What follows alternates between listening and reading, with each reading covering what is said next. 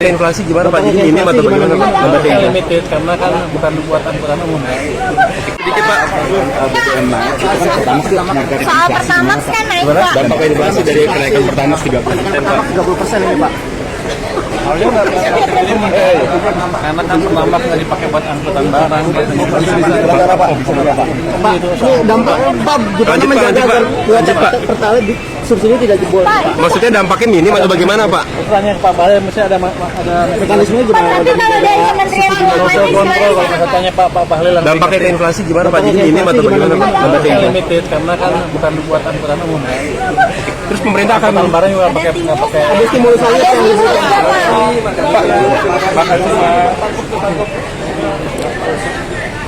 Makasih ya Pak.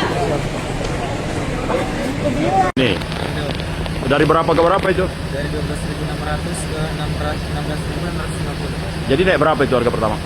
Naiknya sekitar 5.000 loh Pak. 5.000 ya. Tadi mulai berlaku jam berapa deh? Pergantian tanggal tadi. Jam 12 malam. Iya.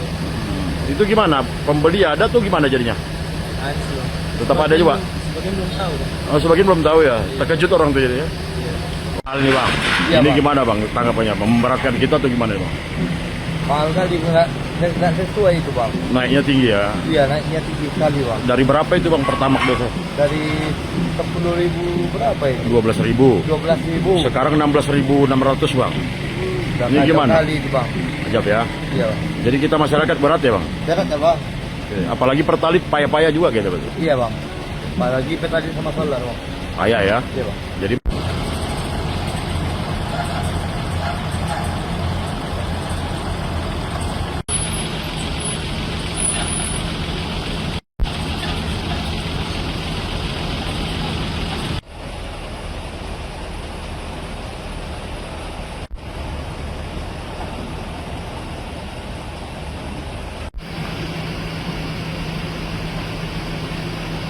itu mulai kapan itu? Hari ini Bang. Tadi jam berapa? 16.000? 650. Naik berapa lah itu? 11.600 ya, 5.000 ya.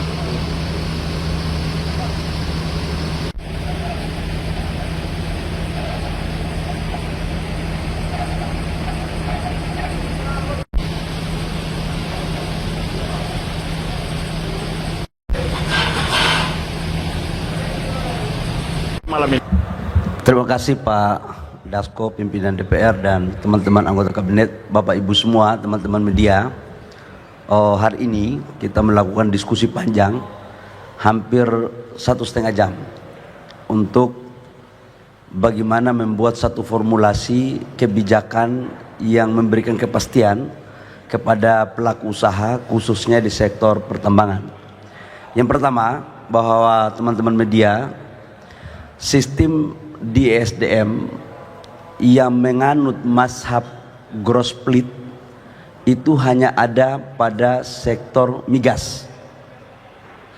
Saya ulangi, di ESDM atas dasar aturan dan arahan Bapak Presiden yang menganut perhitungan gross split hanya ada pada sektor migas, minyak dan gas. Sementara di sektor minerba tidak ada perubahan sama sekali. Sehingga ini penting saya sampaikan untuk memberikan penegasan bahwa aturan yang sudah ada tidak ada perubahan untuk selamanya. Itu tugas saya untuk menjaga itu. Yang kedua, dalam rangka menjamin investasi yang telah dilakukan di negara kita tercinta terkait dengan hilirisasi, maka kewajiban pemerintah khususnya di Kementerian SDM adalah memastikan seluruh bahan baku yang bersumber dari negara kita harus ada. Artinya antara kapasitas produksi kebutuhan dengan RKAB yang akan kita berikan itu harus seimbang. Supaya apa? Industri bisa berjalan. Yang ketiga, terkait dengan RKAB yang lain, komoditas yang lain termasuk batu bara, kita memperhatikan betul kecenderungan daripada geopolitik, ketegangan di Timur Tengah dengan fluktuasi harga global. Maka idealnya pemerintah atau pengusaha atau rakyat pun berkepentingan untuk harga bagus, produksi kita juga harus banyak supaya apa, pengusahanya untung, negara untung, rakyatnya juga bisa mendapat dampak positif. Nah, atas dasar itu kita selalu mengikuti perkembangan dengan kita akan melakukan relaksasi yang terukur. Artinya kalau harganya bagus, kita akan meningkatkan produksi. Kalau harganya mulai mentok, kita juga akan membuat kebijakan agar supply and demand itu bisa kita jaga. Yang ketiga, bagi teman-teman yang pelaku usaha tambang yang existing sekarang, itu tidak ada perubahan aturan apa-apa. Nah, untuk yang ke depan kita akan mempergunakan aturan yang sama juga. Cuman memang dalam undang-undang minerba itu ada pemberian prioritas kepada UMKM dan beberapa sektor-sektor yang menjadi skala prioritas dalam rangka menunjang hilirisasi untuk menciptakan nilai tambah. Saya pikir ini sebagai informasi resmi dari negara atas nama Presiden, Menteri ESDM menyampaikan ini, sehingga tidak ada lagi perdebatan-perdebatan, informasi-informasi yang menyesatkan. Dan kalau tidak ada yang jelas, tanya ke saya, jangan tanya kepada orang lain yang mungkin informasinya tidak sepaten apa yang saya sampaikan. Demikian, terima kasih. Paten memang Pak Menteri SDM.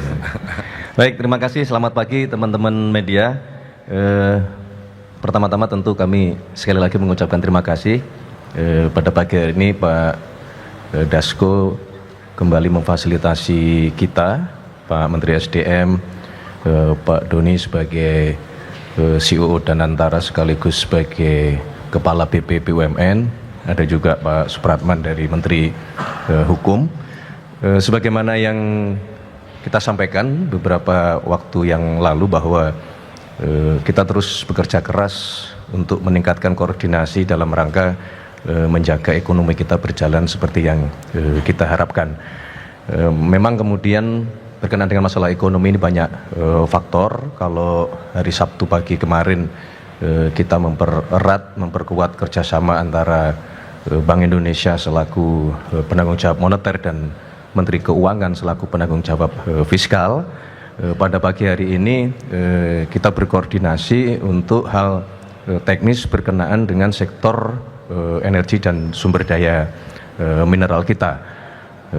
Tadi juga sudah disampaikan karena bertepatan tanggal 1 Juni adalah hari di mana diberlakukannya PP nomor 24 tahun 2026 yang mengatur tentang tata kelola ekspor sumber daya alam kita yang itu berada di bawah PT DSI dan antara sumber daya Indonesia yang kita harapkan seluruh sumber daya alam kita yang kita ekspor sekarang bisa dimonitor dengan sebaik-baiknya oleh negara.